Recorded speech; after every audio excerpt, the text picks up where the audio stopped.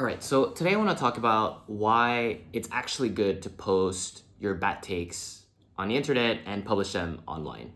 And what I mean by this is not necessarily that you know that you have a bad take and you purposely put it online to just get engagement. Like, that's not what I mean. What I mean is that sometimes I have like half-baked ideas, or I read a tweet and I have a realization, and I don't really spend a lot of time marinating this idea and actually thinking about it if it's actually good or correct.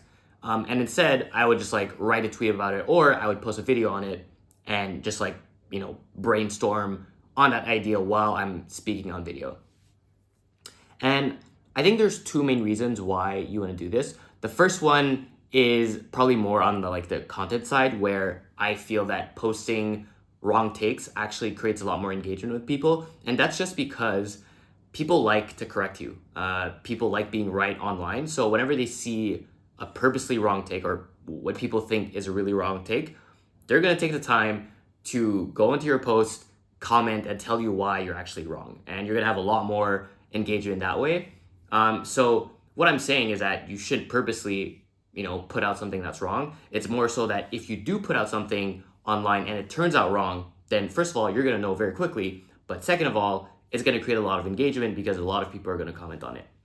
The second thing, and I think this is the most important point, is if you continuously put a lot of your half-baked ideas, and even if they turn up wrong, what this does is that you're gonna learn a lot more, because as point one, a lot of people are going to come in and correct you. And I think like as long as you don't really take things personally and you actually go through the comments and ignore the stupid ones, and actually when someone gives you valid feedback or valid arguments of why your take might be wrong, you're going to learn a lot quicker that way, because you're going to see like, oh, like, this guy actually has a valid point, and that's why my half-baked idea maybe becomes, like either changes your ideas or makes your ideas a lot better, just because you're going to be corrected, so you have a better sense of the world, let's say.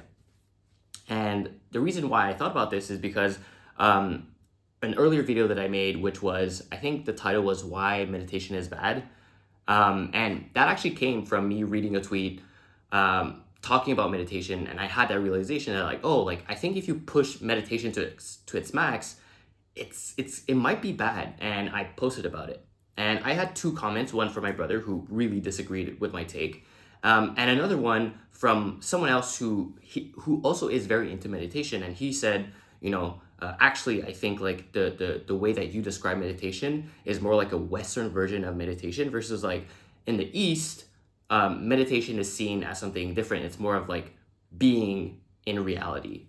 I think that's what he said. Which is a point that I actually never really considered. So I did end up learning a lot more. And even my brother, who also commented on it, he basically said like, I was wrong because of XYZ reasons. And that also made me at least reflect of like, oh, like, is he right? Or is there a point that I made that are wrong?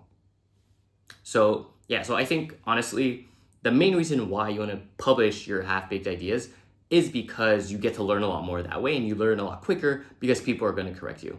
So short video today, and hope you learned something. Peace.